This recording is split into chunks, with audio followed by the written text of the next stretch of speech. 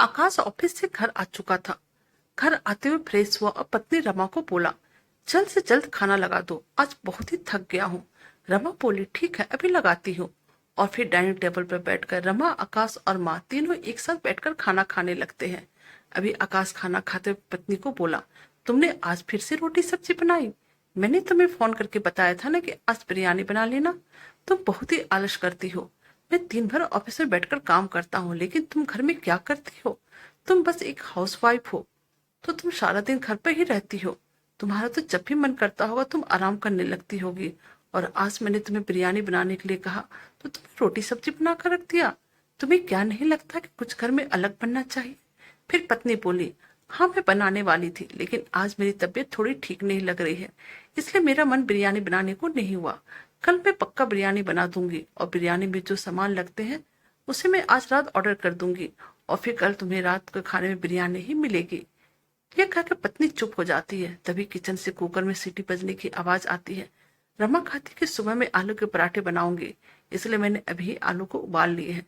पति खुश हो जाता है और बोलता है, चलो एक काम तो तुमने अच्छा किया, अब कल सुबह मुझे नाश्ते में आलू के पराठे मिलेंगे, नहीं तो तुम मुझे हमेशा ही ब्रेड खिलाती रहती हो। और यह कहकर आकाश अपने कमरे में चला जाता है।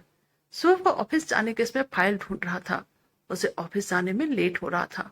वो अपनी पत्नी पर जोरों से चिल्लाता और बोलता है, तुम्हारे एक भी काम सही ढंग से नहीं करती हो।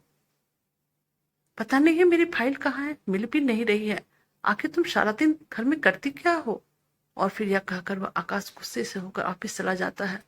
रमा अपनी सास के पास जाती, उसे बहुत ही रोना आता है, क्योंकि उसकी कोई भी गलती नहीं रहती है, फिर भी आकाश उसे हर समय ताना देते रहता है कि तुम घर में करती क्या हो।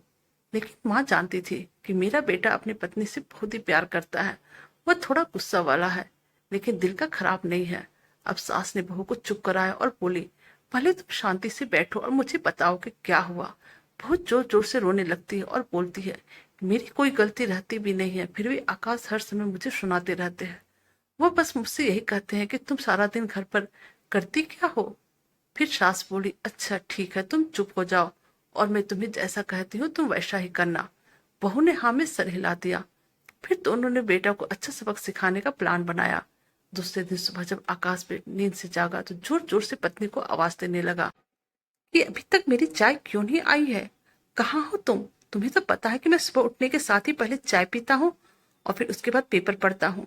आकाश बार बार रमा को आवाज दे रहा था, लेकिन पत्नी की तरफ से कोई भी आवाज नहीं आ रही थी। तभी माँ नजदीक सोफे पर बैठी हुई थी और वह जब आकाश को बोलती है, बहू किसी काम के लिए सुबह सुबह ही अपने मायके गई है। अब आकाश फोन निकालता है और रमा को फोन करने लगता है। इस पर माँ बोलती है कि फोन मत करो, उसने कहा कि जब काम खत्म हो जाएगा तब खुद आ जाएगी। अब बेटा चाय बनाने के लिए उसके घर में जाता है तो उसी में माँ आवाज देने लगती है। तो आकाश को लगता है कि माँ उससे रोकेगी और खुद चाय बनाएगी, पर माँ बोलती है, मेरी चाय में शक्कर कम डालना और थोड़ा दूध ज्यादा डालना। अब आकाश मुंह बनाते हुए चाय बनाता है और फिर अपने लिए और माँ के लिए चाय लेकर आता है। माँ और बेटा दोनों ही चाय पीते हैं। फिर माँ बोलती है, तूने चाय अच्छा बनाई है, पर बहू के जैसा स्वाद नहीं है। बहू जब भी चाय बनाती है तो उसमें इलायची डालती है, लेकिन यह इलायची के बिना थोड़ी फीकी लग रही है। लेकिन बेटा कोई बात नहीं, आगे से जब तुम मेरे लिए चाय बनाओगे तो उसमें थोड़ी इलायची भी डाल देना। आकाश तो अब बस माँ को देखता ही रह जाता है। अब आकाश माँ को कहता है, माँ आज मुझे पनीर की सब्जी खाने का मन कर रहा है। माँ कहती है, तो बहुत ही अच्छी बात है, मुझे भी पनीर की सब्जी बहुत ही अच्छी लगती है। आज मुझे तुम्हारे हाथों की पनीर की सब्जी खाने को मिलेगा। रोज रोज तो मैं बहू के हाथों का सब्जी खाती हूँ, लेकिन आज मेरा बेटा मुझे पनीर की सब्जी अपने हाथों से बनाकर खिलाएगा। यह कहकर माँ आकाश की तरफ देखने लगती है। तभी आकाश बोलता है, लेकिन माँ मैं तो पनीर की सब्जी आपको बनाने के लिए बोलने वाला था। माँ कहने लगती है, इस उम्र में मुझसे अब खाना नहीं बन पाएंगे। बहुत जब भी रहती है तब भी मुझे एक गिलास पानी भी लेके पीने नहीं देती है। जब से बहू आई है मैं किचन में काम करना छोड़ दिया है, और अब तो मुझे यह भी नहीं पता कि कितनी हल्दी और कितने नमक डालो। तभी बेटा फोन निकालता और रेस्टोरेंट से ऑर्डर देने लगता है। माँ उसे रोकती और बोलती है, मुझे होटल का खाना पचता ही नहीं है, मेरे पेट खराब हो जाते हैं और गैस अलग ही बनती है, तो मुझे बाहर का खाना खिलाने वाले हो? क्या तुझे अपनी माँ से प्यार नहीं है? अगर मुझे कुछ हो गया तो? इस बार आकाश कुछ नहीं कहता है और फिर नाश्ता बनाने के लिए चल देता है। करीब 1 घंटे के बाद आलू की सब्जी और रोटी तैयार होती है। तो बेटा एक थाली में माँ के लिए खाना और एक थाली में अपने लिए खाना लेकर डाइनिंग टेबल पर चला आता है। बेटा ने आलू की सब्जी और रोटी बनाया है, तो माँ बोलती है, बहू होती तो आज मटर पनीर बनाकर मुझे खिला दिया होता, पर जाने तो तुम्हारे हाथों का बना हुआ खाना मैं कहाँ रोज खाती हूँ। ऐसा बोलकर माँ खाने के टेबल पे आकर बैठती है और बोलती है, चल दोनों साथ में खाना खाते हैं।